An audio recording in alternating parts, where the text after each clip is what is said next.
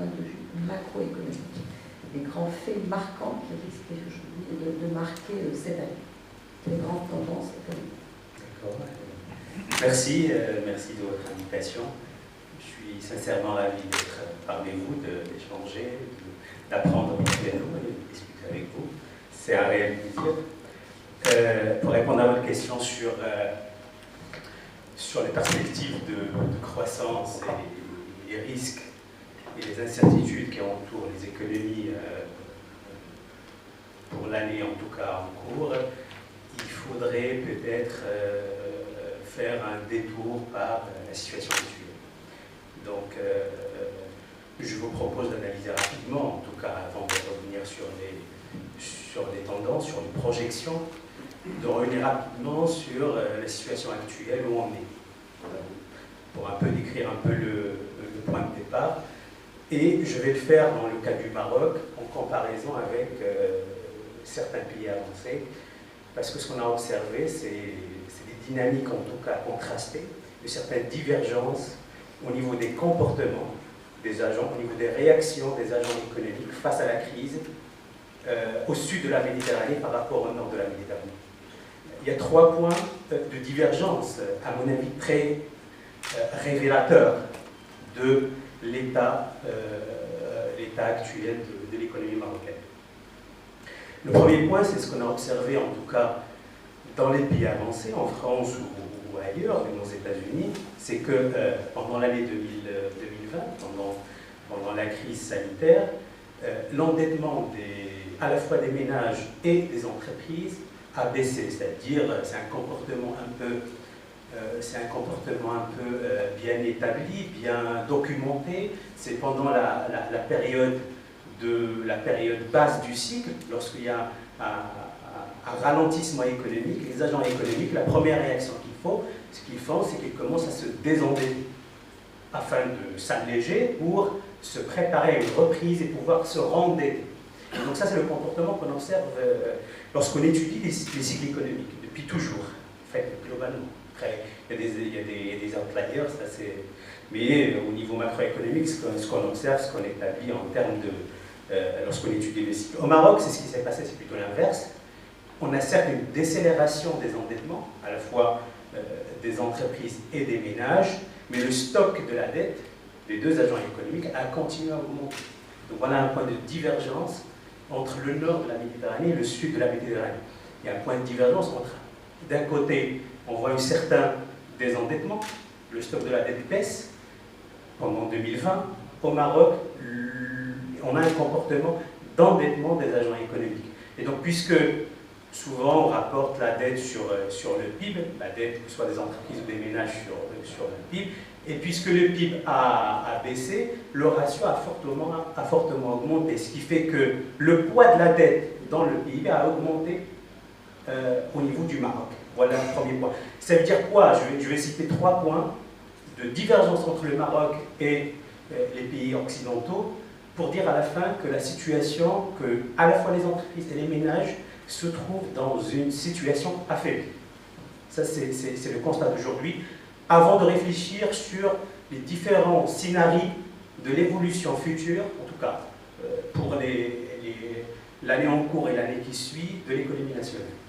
Deuxième point de divergence, c'est que dans les pays... Excusez-moi, avant de passer au deuxième point, vous pouvez expliquer pourquoi c'est culturel ou c'est... Non, ce n'est pas culturel en tout cas. Pourquoi? Parce que le gros du coût de la dette, de la crise, en France par exemple, a été assumé par l'État. Et donc on voit bien qu'en France par exemple, en termes de points de PIB, la dette publique a augmenté entre 13 et 15 points du PIB de plus pendant l'année 2020. Au Maroc, c'était autour de 10 points de PIB de plus. C'est-à-dire que l'État a fait des efforts, mais pas assez pour compenser le coût de la dette. Voilà. Donc, deuxième point, c'est que ce qu'on observe en Europe, aux États-Unis, c'est que, et justement, ça reflète le degré d'engagement de l'État.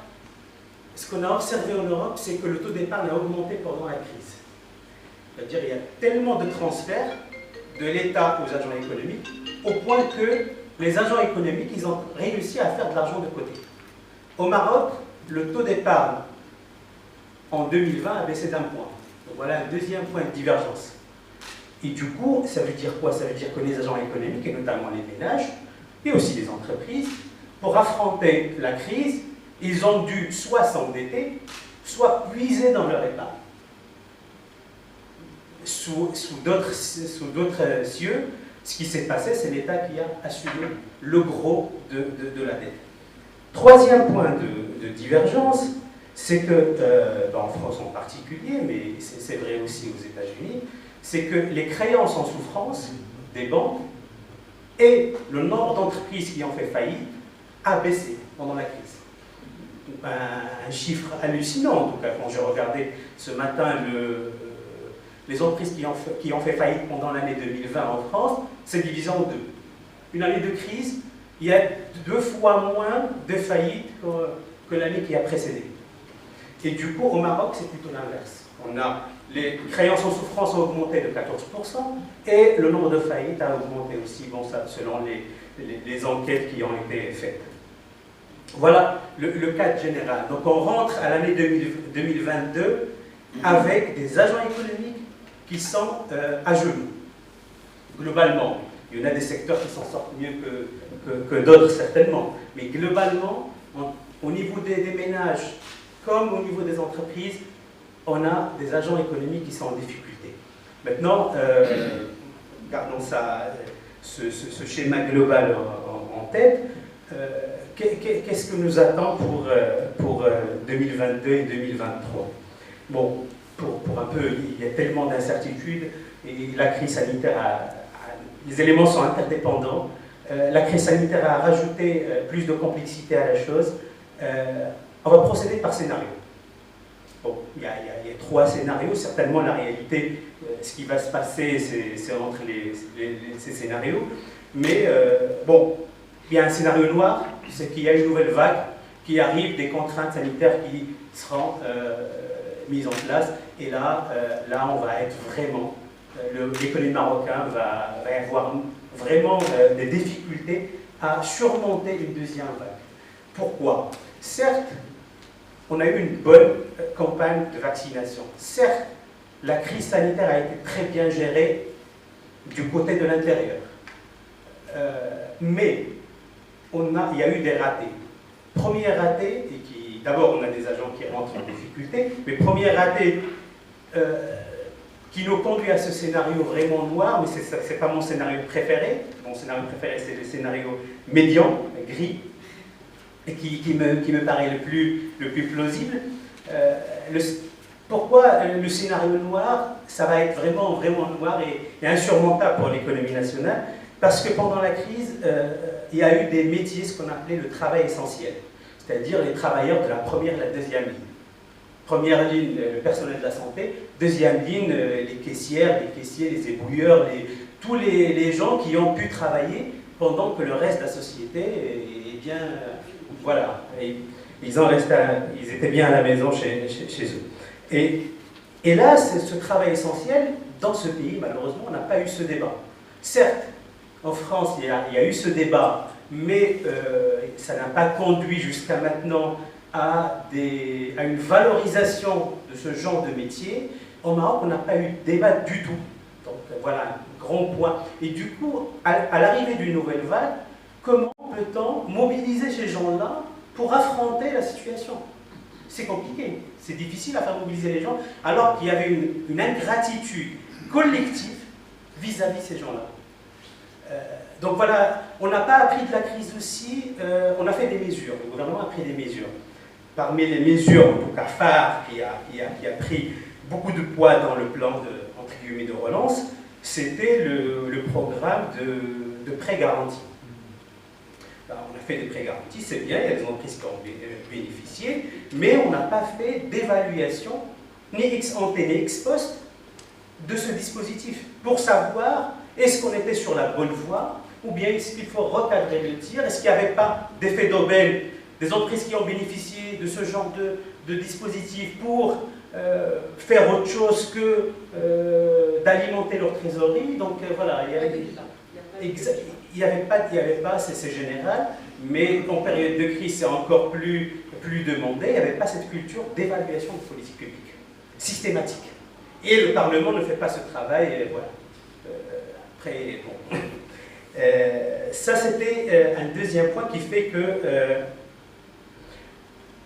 et puis un troisième point qui fait que l'arrivée d'une nouvelle vague, ça posera sérieusement de problèmes au Maroc, et on ne le souhaite pas qu'il y aurait d'autres vagues épidémiques.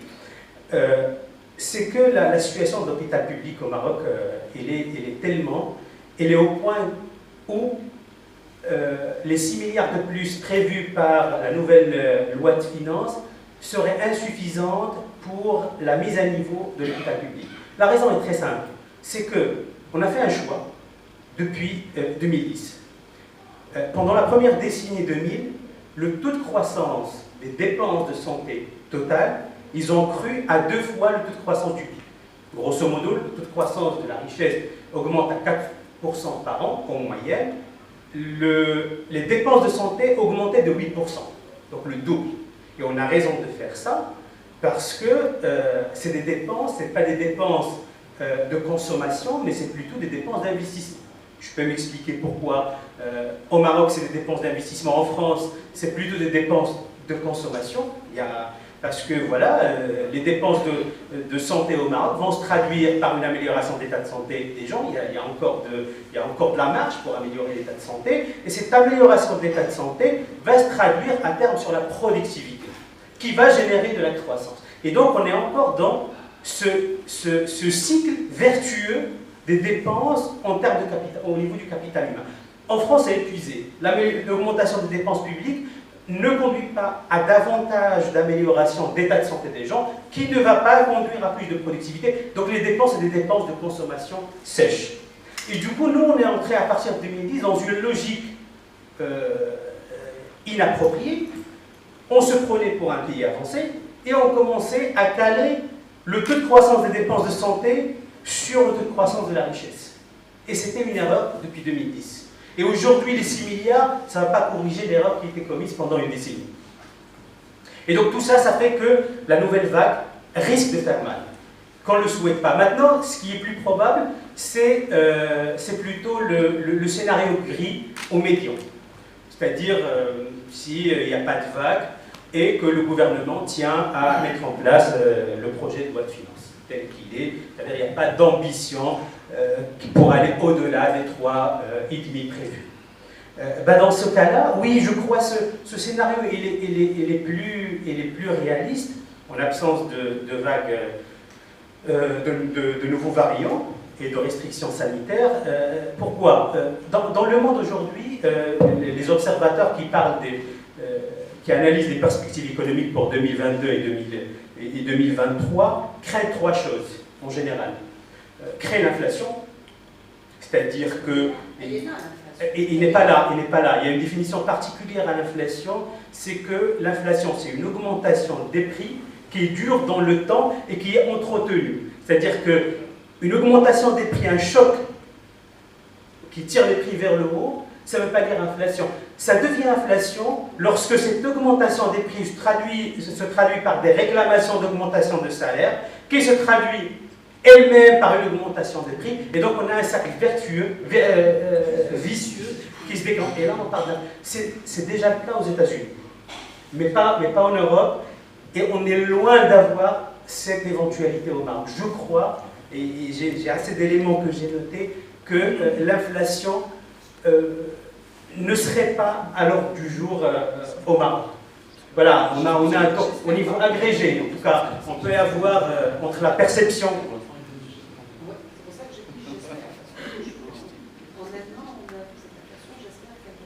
Il est de 1,2 aujourd'hui, en tout cas, après toutes les nuances qu'on pourrait émettre à l'égard de la mesure, comment le panier, comment il est composé. Mais en tout cas, je crois que le risque d'inflation qui fait peur à d'autres pays, je ne crois pas qu'il serait à l'ordre du jour en 2020, en 2022 ou 2023, pour de tas de raisons. La première, qu'il y a absence d'indexation des salaires sur les prix. Que ce soit de point de vue institutionnel, c'est-à-dire une règle d'indexation qui fait qu'une augmentation d'inflation, ça se traduit par une augmentation de tel pourcentage des salaires. on a, d'un autre côté, on ne peut pas imaginer aussi une augmentation des salaires parce que, qui découle d'un rapport de force entre patron et salarié. Le patron aujourd'hui est en position de force, vu la situation du chômage au Maroc, il y a un chômage de masse, ce qui fait que dans les rapports et les négociations, le patron il est en position de force. Des syndicats qui sont très faibles, notamment dans le privé, et du coup, voilà, ça va pas, on aura, et encore, et même si on accepte que les salaires augmentent, ça ne veut pas forcément dire que les prix à la consommation vont augmenter. Parce que la répartition de la valeur ajoutée au niveau macroéconomique, il devrait y avoir des spécificités sectorielles, certainement, mais la répartition de la richesse créée annuellement est telle que une bonne partie rémunère le capital, une petite partie, en fait, une partie moindre rémunère le travail. Et là, même en corrigeant du poids de l'informel. Et du coup, on peut imaginer qu'une augmentation de salaire, des salaires qui augmentent le coût de production, peut se traduire par une baisse des marges, et non pas une augmentation de prix à la consommation. C'est une éventualité, bon, moitié-moitié, mais tout ça, c'est délicat, c'est secteur par secteur, selon le degré de la concurrence de la secteur, la concentration, et voilà, c'est le degré de criticité du travail, du facteur travail, et donc tout ça, c'est très délicat, et ça fait qu'il est très peu probable, de voir un choc exogène, momentané, qui tire les prix vers le haut, de se traduire par une inflation durable. Ça, c'est le premier risque. Deux points et je m'arrête. Donc, c'est le premier risque qui guette les économies dans le monde entier, c'est le risque de l'inflation. Deuxième risque, c'est le risque de retournement de la politique économique, que ce soit politique budgétaire. Dans le Maroc, on est rassuré. Non, c'est des analyses, avec une marge d'erreur, c'est à discuter. On apprend mutuellement. Tout à l'heure, on discutait sur le secteur du tourisme, on a appris beaucoup de choses. Donc, en tout cas, l'analyse macro, voilà, l'analyse macro, je crois, donne raison à l'opinion qui consiste à dire que l'inflation ne guetterait pas l'économie marocaine en 2022 ni en 2023. Il y a le deuxième risque qui n'est pas encore aussi à l'ordre du jour au Maroc et qui fait trembler les marchés financiers et les économies occidentales, c'est le risque de retournement de la politique à la fois budgétaire et monétaire. Et donc on craint aujourd'hui, tout le monde observe quelle serait la réaction de la Fed en termes de la normalisation de sa politique monétaire. Et voilà, et il a, parce que un retour à la normale de la politique monétaire va conduire justement à l'augmentation des taux d'intérêt qui va mettre à genoux, y compris les économies émergentes. Le FMI vient de publier hier ou avant-hier un article, en tout cas un rapport sur l'effet de la normalisation de la politique de la Fed sur les économies émergentes en termes de transfert des capitaux financiers. Lorsque les taux d'intérêt augmentent aux États-Unis, on a des capitaux financiers qui quittent certains pays pour aller s'installer, pour aller revenir à leur maison mère, et là où le rendement est plus élevé. Au Maroc, on maîtrise le mouvement, bon, Dieu merci, mais on maîtrise le mouvement des capitaux spéculatifs. Et donc, on a une réglementation qui contraint les capitaux spéculatifs à entrer et à sortir du pays. Ce qui fait que, je crois, on va pas subir de plein fouet le retournement de la politique monétaire aux États-Unis. Et puis, un dernier point, c'est que le palier de l'inflation, un dernier point, c'est que la question qui taraude les observateurs et les conjoncturistes en Europe et aux États-Unis, c'est quand est-ce que les ménages vont débloquer leur épargne qu'ils ont accumulée pendant la crise. Et donc tous les scénarios de prévision dépendent du comportement des épargnes et de consommation des ménages. Et nous, on n'a pas ça, les ménages sont déjà à sec, et du coup, on n'a pas ce risque. Donc ces trois risques qui guettent les économies occidentales, on ne les a pas. Et du coup, les 3,5 prévus par la loi de finances me paraît très raisonnable. Et donc, moi, j'irai vers les 3,5 prévus par la loi de finances que les 2,9 de taux de croissance prévus par la Banque centrale. Nous avons un taux d'endettement qui monte, comme vous l'avez signalé tout à l'heure. Je ne crois pas. Il n'y a pas bon, en tout cas, c'est un débat théorique. Est-ce qu'il y a une limite à la dette? C'est un projet de société. Le Japon, en fait, l'endettement public s'élève à 250%.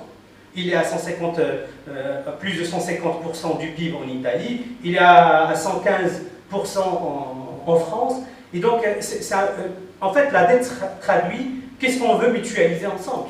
C'est un projet de société. Et donc, on ne peut pas réfléchir à la dette en termes comptables et purement financiers. Et donc, voilà, c'est un tout. C'est un projet de société, la dette. Parfait. Merci. Merci beaucoup, Stéphanie, pour cette vue d'ensemble sur le climat des affaires.